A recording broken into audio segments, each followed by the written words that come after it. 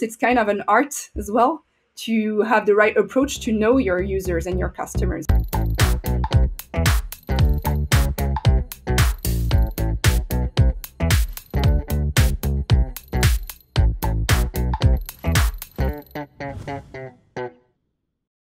Hi, everyone. Welcome back to another Conversation With. My name is Terrence Fox, Head of Innovation with iAdvize, and it's my pleasure to tackle today's topic, building customer experiences that your users will love. As we all know, in the first 3 months of the pandemic, e-commerce increased as much as it had in the previous 10 years. Visitors became intensely focused on convenience, safety, trust, and of course, the experience provided on the site. It was and still is a tremendous opportunity for brands looking to capture those not yet loyal customers and browsers hitting your site at a time when loyalty has been tossed aside. I've said in numerous segments, McKinsey's stat, 75% of consumers are changing how, when, why, and where they're buying from in the pandemic. So it's my pleasure to talk to a real leader, and I'll say pioneer on this front of creating an experience that your users will love. Amandine Durr, who is the product leader for European do-it-yourself brand ManoMano, has created such an environment for her customers. Amandine, pleasure speaking with you. Hello, and thank you for having me. Yeah, absolutely. It's always great to talk to someone over on the other side of the water. Yeah. Things are crazy in the US and they're crazy over there still, but slowly returning to normal. Yes, definitely looking forward to it. So how have your last year and a half been? How have you been staying busy? What have you been up to avoid going crazy when stuck at home? Well, basically, all this pandemic time and like the changes it occurred created something interesting for me. It's like I tried to create some new routines, some new habits. So of course, stuck at home, work from home, and something that I was really attached to, which is compartmentalization. Managed to say the word. Has been very challenging. Suddenly, everything is blurred, right? Your bedroom is your office. You have your kids around you all the time. And so I felt a bit tricky, honestly, at first. And then I built new routine on it. Now I'm all set in my bedroom to work. And now my daughter tells me each time I go to my room, no, don't go to work, mommy. So it feels like there is a new routine in place, and I'm finally okay with that. And otherwise, I don't know. I've been like listening to new stuff, especially to podcasts to get inspired, and found like some very, very good inspiration there. You know, I think there are a lot of creativity as well that emerged from this whole situation. Yeah, I can relate to, of course, having a thin wall separating you from your children. Not always easy to step into work mode, Yeah, at home. definitely. But And it's also a way I think it renews the way you consider your home, you know. yeah, Actually, maybe we'll touch base about that later with ManoMano, but it has a big impact on us on how you really consider your home, how you set your home to make it like fitter with your life. That's something very interesting. yeah. So I want to ask you, and you can't say mano mano, but tell me about a memorable digital experience you've had as a Mhm. consumer. Yeah. And yes, you can't say your own website. Okay. Um, I guess maybe going back to what I was saying about all the creativity and I mean the knowledge that is accessible right now. I'm a huge fan of Spotify, Mm. and I had, I guess, like small memorable sorry experience using that platform in different ways. First of all, again, I think they did very good work at implementing podcasts in their experience. And when you're such a big platform working on music, it's not that easy to introduce a new format, you know. So in that aspect, they did a great job in the discovery of the podcast world. And maybe another thing that is like very interesting and important to me is the little human touch they managed to introduce in the platform, and with a very simple idea. I'm a big fan of adding a cover picture now Mhm. to my playlists. I have tons of playlists for my daughters, and now I can put the picture of my daughter as a cover of my playlist, and it feels good to have like her picture next to, I don't know, Lauryn Hill or any other artist I'm listening to. Yeah, that's a little personality, right? Yeah. Yeah. I Exactly. think little things like that do happen to go a long way, right? I think we're Yeah, seeing a lot of that, especially absolutely. digitally. Yeah, you want to create emotional bond with your users. I guess Right. that's really important. And now you associate that playlist with your daughter, with being happy, with music, with Spotify, right? Exactly. All changed. Absolutely. Yeah. And have you learned anything about yourself as a consumer? Have you changed? Um, I mean, as a consumer, I think it was an accelerator for me buying on e-commerce platform. So it's a bit banal, but this really is just something that I had no choice doing. So I Mm, guess it really broke any remaining barriers in buying even complex or expensive stuff online. But also, I think it's raised my standards. So in terms of like customer service, delivery experience, etc., etc.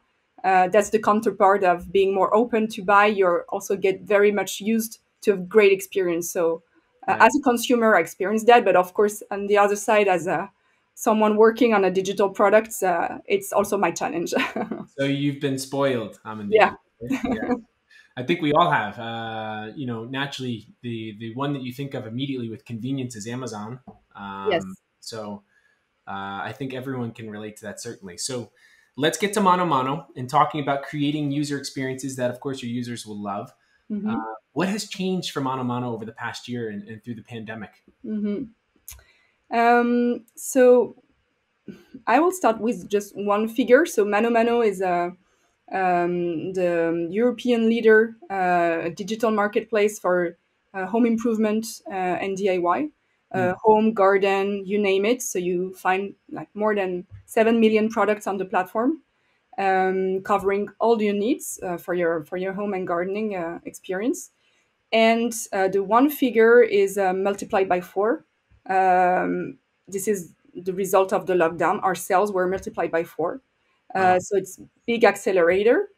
And something that is interesting there, it's of course during lockdown in a market that is not very much digitalized as home Yeah, improvement. You know, you still have the big box players, right. physical stores. There was a big decrease of competition because obviously for 2 quarters last year, most of those stores were closed. But most importantly, for us, there was a higher demand. Right. The same way you're locked in your house, you have nothing else to do than Right. improving it and DIY. So there was a like big increase in demand. And so what is interesting there is obviously that demand converted much more to e-commerce. Mm, Again, on a vertical that still has a lot of room for more digitalization. So for us, it was a great acceleration and a great opportunity to maintain those users over the time, you know. And now, I mean, um, competition is back. It's been a long time already. The demand is still high, so that's very interesting, and they're much more up to e-commerce as a reflex, you know. mm. So this has been a very interesting year for that aspect. And so, on the topic of creating an experience for your users that they will love, it obviously means you have to know them, right? You have to become the expert on what they're interested in, what their friction points and things like that. How do you even begin to do that? Yeah. It's a good question. I think that's very something on which we are lucky if you operate only in digital because you get more data of your client by nature, you know. Right. And so the main answer to your question is like by knowing them. Mm, But of course, it's kind of an art as well to have the right approach to know your users and your customers. So there are different levels and different ways to do that. The first immediate approach we have of knowledge of our users is with the data we have on like the behaviors, their clicks, the mm, events that we collect on each of our platforms. But that's not enough, right? At one point, you also want to have a more qualitative approach to your users. right. And so we do a lot of user research of all kinds. Actually, a very interesting way we have to know better our users is by reading and analyzing all the chats we have with them. So, you know, we make between 5,000 to 10,000 chats per day, conversations per day on our platform.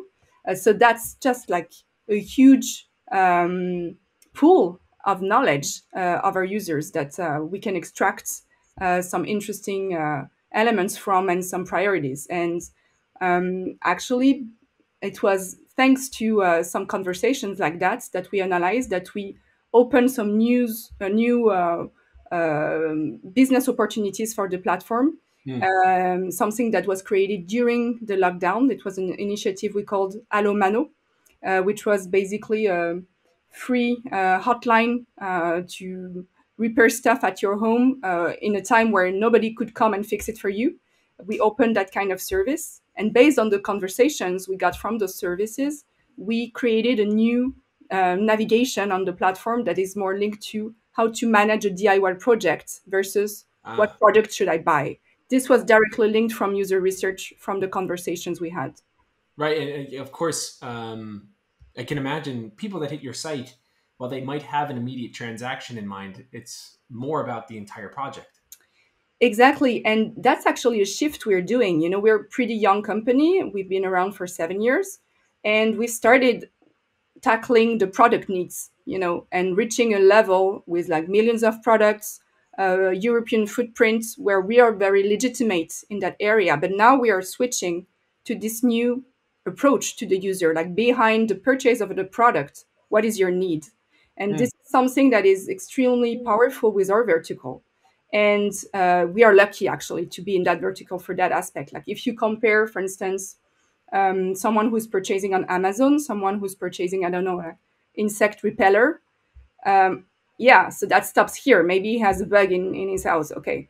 If you purchase, I don't know, a faucet, where maybe you're redoing your whole kitchen or your whole bathroom, and that Right. opens a whole new story and a whole new relationship with the clients. We can help you further, just already buy that faucet. Will be technical, will be complex, but furthermore, we can help you along the way. Yeah, I think that's as someone who probably would hold a hammer upside down. I can imagine that sort of advice as it pertains to the entire project being super Yeah, beneficial. And I definitely. also like what you said earlier about the conversations. You're having 5 to 10,000 on the site a day, and this is a great opportunity to learn from those people who are hitting your site for the first time, right? Because Yeah. it's customers and of course new visitors. Mm, And when I compare that to what a lot of clients share they're doing today, which is post purchase surveys, mm, you're only getting a small fragment of your user base to actually fill those out. Whereas the yeah. conversations, it's everyone, right? Very beneficial. And are there any particular challenges or rewards you've seen in designing experiences for all the crazy nuances of the home improvement vertical? Yeah. Well, first of all, it's interesting what you just said, because our approach is really to have like real human being available to talk to you on the pre-sale side, and of course as well on the after buy. But Right, the ratio is 90% of conversation is pre-sales at ah, ManoMano, and 10% after sales, because there is a lot of opportunity there to be memorable, to be different, and so this is really our approach there. And all the more important because we are in that vertical that you mentioned, that has a lot of challenges. It's right, technical, so you're afraid you're going to buy the wrong product. It's right. cumbersome, like uh, what if I have problem delivering that very, very huge and heavy piece? Yeah, How and some am of these I are going to return that? So you expensive need to, products yeah. too. I'm sorry to keep cutting you off. No, no, it's Yeah, okay. yeah, And so those are the challenges of our vertical. It's also like something behind is, all right, I'm gonna do something and maybe I'm gonna mess up my project and it will last like this for 10 years in my living room. right. So those are the big challenges. Yeah, All of this online, and as you mentioned as well, with very different relationship to DIY. You have the passionate ones, you have the very reluctant ones. hmm, So we have to take into account all of this when we design those experience. And so that's necessarily, it requires a lot of empathy. And right, the best way to have that is to understand your users and to really have someone who can talk with them.